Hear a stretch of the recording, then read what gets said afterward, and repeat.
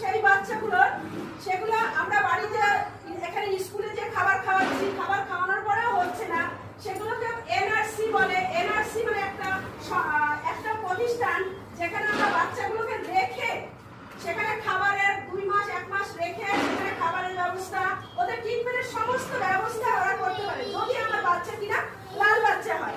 আমি এইটা দেখাচ্ছি, এইটা হচ্ছে আমাদের গোদ চার্ট, এটাকে বলে গোদ চার্ট। এই গোদ চার্টে এই যে এইখানে লাল, আমি যে ওজনটা করি প্রত্যেকে অনেকেই কষ্ট পায় যে দিদি উনি রোজ রোজ ডাকে আমার বাচ্চাদের ওজন করাচ্ছে, হাইট দিচ্ছে।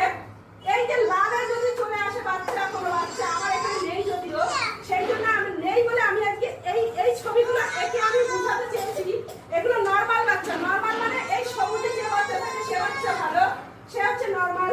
এগুলো আমার নর্মাল বাচ্চা। আর এই যে দুটো করে দিয়েছি, এই দুটো রোগা রূপগুলো দেখতে পাচ্ছ, এই মোটা চোখ বড়, সেগুলো হচ্ছে শ্যাম বাচ্চা। শ্যাম বাচ্চা মানে খুবই দুর্বল, অসুস্থ, সবসময় জ্বর, এই বসে থাকছে, স্কুলে এসে বাচ্চাগুলো শোনায় এরকম। কিন্তু এখানে আমার সেই বাচ্চা নেই, তাই বলে আমি এটা একে দেখানোর বোঝানোর মায়েরাকে বোঝানোর চেষ্টা করেছি। তো এই আজকে আমার বিষয় ছিল।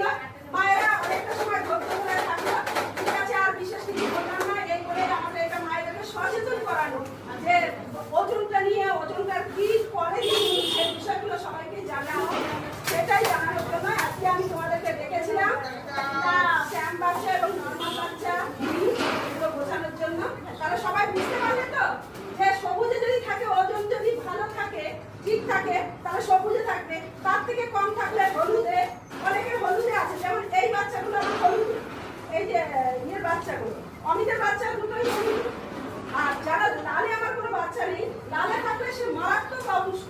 তাকে যদি এখানকার খাবার খাইয়ে যদি কিছু উন্নত না করা হয়, তাহলে তাকে ওই হসপিটালে আমাদের যেমন এই হসপিটাল আছে সুতারগাছি, মদনপুরে সুতারগাছি, কিন্তু এনআরসির ওইখানে আমি নিয়ে গেছি অনেকবার। হ্যাঁ, শিবপুরানি।